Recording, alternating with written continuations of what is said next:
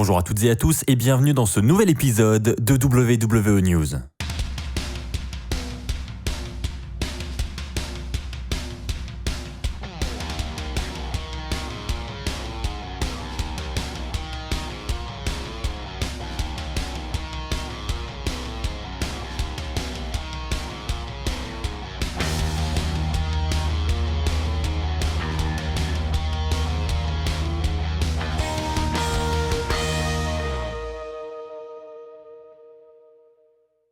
Bonjour à toutes et à tous, c'est Axel de la chaîne YouTube WWE Fan France, j'espère que vous allez tous très bien. On se retrouve pour un nouvel épisode de WWE News. Je vais revenir avec vous sur l'actualité du moment en ce qui concerne la WWE et vous allez voir qu'il s'est passé beaucoup de choses. On va parler de l'Undertaker qui pourrait faire ses adieux très prochainement à la WWE. On parlera de Paige aussi qui a subi une attaque à son domicile la semaine dernière. Je vais revenir sur cette affaire avec vous. Et puis on parlera également de divers plans qui pourraient déjà être abandonnés par la WWE. C'est parti. Avant de commencer, je tiens à préciser que j'ai sorti hier le gros concours des 90 000 abonnés, le plus gros concours jamais organisé sur la chaîne. C'est un concours totalement gratuit. Pour participer, le lien est dans la description de cette vidéo. Je compte sur vous, c'est totalement gratuit, alors allez-y, foncez.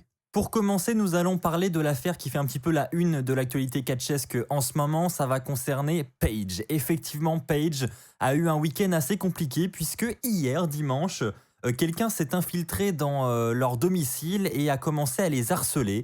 Alors évidemment, cet homme a rapidement été interpellé, mais avant cela, Paige et son mari, Ronnie, ont dû maîtriser la situation. Et c'est le mari de Paige, Ronnie, qui a maîtrisé la situation. Il est dit qu'il a bien maîtrisé l'homme jusqu'à l'arrivée des forces de l'ordre. C'est Paige qui a communiqué sur la situation. Donc Ronnie a lui d'abord mis un tweet avec des photos où on voit l'arrestation de cet homme par la police. Je vous mets d'ailleurs les photos à l'écran.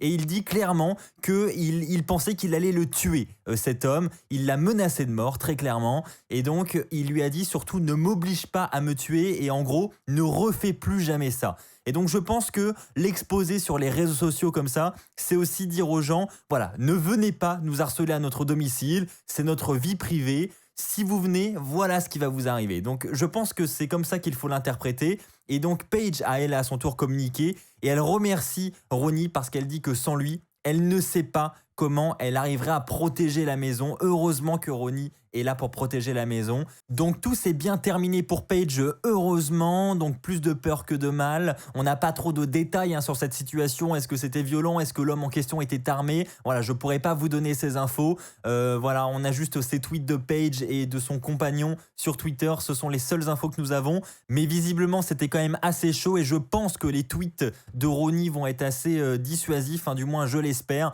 Encore une fois, c'est la vie privée des superstars. Il ne faut pas se rendre à leur domicile. Et encore moins pour les harceler, ça paraît vraiment ridicule, donc je trouve ça fou que des gens puissent notamment se permettre d'aller au domicile comme ça, des catcheurs ou même des autres personnalités pour aller les harceler, pour aller les critiquer. Bref, c'est un peu ridicule, donc très clairement, heureusement tout va bien pour Paige et son mari. Si j'ai d'autres détails sur cette affaire, évidemment, je vous en tiendrai informé. Je vais maintenant vous donner une très grosse information que vous avez très certainement dû voir passer sur les réseaux sociaux, mais pour ceux qui l'auraient raté, je vais en parler avec vous. C'est l'Undertaker qui devrait officiellement faire ses adieux à la WWE dans quelques jours maintenant, le 22 novembre, lors des Survivor Series. Pourquoi lors des Survivor Series? Parce que pour ceux qui ne le savent pas, l'Undertaker a déjà effectué ses débuts aux Survivor Series il y a maintenant plusieurs années de cela, c'était en 1990. Donc 30 ans après, l'Undertaker réaliserait ses adieux devant les fans. Et officiellement ses adieux, parce que la WWE a déjà commencé à communiquer là-dessus. Clairement, ils vendent le pay-per-view comme le pay-per-view des adieux de l'Undertaker. Alors moi, ce que je trouve dommage dans tout ça, c'est clairement qu'il n'y ait pas de fans pour cette annonce. J'aurais préféré que l'Undertaker prenne un petit peu plus de temps à partir, mais qu'il réalise ce speech de départ devant une foule, qu'il y ait de l'ambiance, que ce soit vraiment un moment rempli d'émotions. Là, devant des écrans, dans le Thunderdome, ça va être un peu différent, on va pas se mentir. Mais je pense que l'Undertaker voulait profiter de ce moment symbolique, c'est-à-dire 30 ans après, faire ses adieux dans le même pay-per-view que là où il a débuté. Je pense que vraiment il y a cette question de symbole et je pense que c'est pour ça que l'Undertaker veut le faire durant ce show.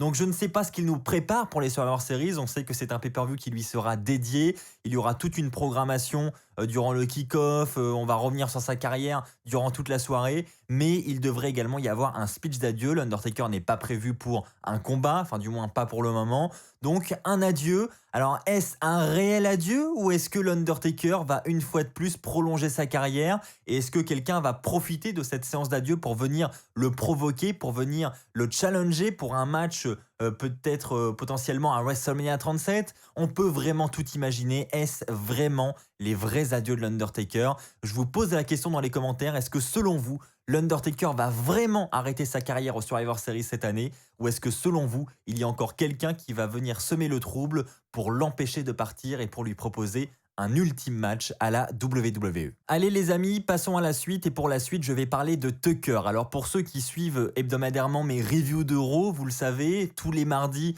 je reviens avec vous sur le show et lors de l'épisode de la semaine dernière, j'ai parlé avec vous de cette nouvelle tenue de Tucker, de cette nouvelle lancée entre guillemets de Tucker.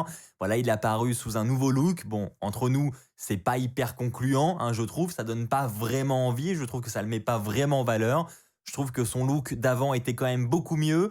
Enfin bref, je ferme cette parenthèse. Mais au-delà de ça, il devait partir vers un run solo pour la première fois. Hein, depuis qu'il a trahi Otis, eh bien on s'attendait à ce qu'il soit mis en avant hein, parce qu'il fallait vendre quand même cette trahison.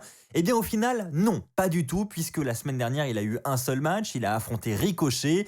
Et on peut dire clairement que c'était un squash. En d'autres mots, il a perdu ultra rapidement face à Ricochet. Et donc c'était assez oubliable. Eh bien, sachez que c'est normal parce que la WWE n'a tout simplement pas de plan pour Tucker. Voilà, Vince McMahon a organisé cette trahison avec Otis lors du dernier pay-per-view, mais il n'a absolument aucun plan pour Tucker sur le long terme. Donc voilà, Tucker devrait commencer à jobber de semaine en semaine, peut-être même enchaîner les défaites, on ne sait pas, mais ça ne semble pas être un futur très très riche pour Tucker qui s'annonce. On verra bien si les choses évoluent dans les semaines qui arrivent, mais en tout cas sachez que, tout simplement, il n'y a aucun plan pour lui, pas de titre mineur, encore moins de titre majeur, bref, rien du tout. Et enfin les amis, pour terminer cet épisode de WWE News, je vais faire avec vous comme d'habitude la preview du Raw que nous aurons ce soir. Qu'est-ce qui est prévu au programme ? Premièrement, nous aurons un nouveau segment A Moment of Bliss, avec cette fois-ci non pas Randy Orton en tant qu'invité, mais Drew McIntyre, le challenger, celui qui veut remettre les mains sur ce titre. Alors ils sont plusieurs à vouloir mettre les mains sur ce titre, hein. Il y a également le Miz et The Fiend, Bray Wyatt, mais là c'est Drew McIntyre qui sera l'invité de Alexa Bliss. Alors est-ce que ça va encore une fois dégénérer? Est-ce que The Fiend va intervenir pour effrayer cette fois-ci Drew McIntyre? Est-ce que Randy Orton va venir mettre son petit grain de sel? Ça, nous allons le voir dans ce segment. Et enfin, pour terminer, nous allons connaître cette semaine le dernier participant de la Team Raw pour le match traditionnel des Survivor Series. Alors, il y a déjà 4 qualifiés, il reste une seule place et cette place, elle sera remise en jeu dans un match de la dernière chance. On aura le droit à un match triple menace avec Jeff Hardy, Elias et Matt Riddle. Donc les trois ont déjà eu une opportunité, mais on leur offre un match de la dernière chance. Qui va remporter ce match triple menace pour rejoindre la Team Raw et peut-être battre la Team SmackDown au Survivor Series? On le saura cette nuit à Raw. Je trouve que c'est une bonne idée. Ça va nous offrir encore une fois un bon match, hein, ce match triple menace. J'ai vraiment hâte de le voir. Et si je dois d'ailleurs donner un petit pronostic, c'est pour moi c'est cadeau. Je vais dire Matt Riddle en vainqueur de ce match. Voilà les amis, c'est ainsi que s'achève cet épisode de WWE News, j'espère qu'il vous aura plu. Si c'est le cas, comme d'habitude, n'hésitez pas à vous abonner pour ne pas rater les futures vidéos de la chaîne. N'oubliez pas également le pouce bleu qui m'aide énormément et surtout n'oubliez pas le concours, le gros concours des 90 000 abonnés de WWE Fan France avec entre autres une ceinture officielle de la WWE à gagner et des tas d'autres lots. Je le rappelle, c'est gratuit. Pour participer, c'est très simple, le lien est dans la description de cette vidéo. Alors foncez les amis, c'est vraiment le moment. Le concours se termine le 30 novembre. Moi je vous donne maintenant rendez-vous dès demain pour la review de Raw. D'ici là, portez-vous bien et n'oubliez pas, soyez toujours très très fiers d'être fan de catch. Allez, bye tout le monde.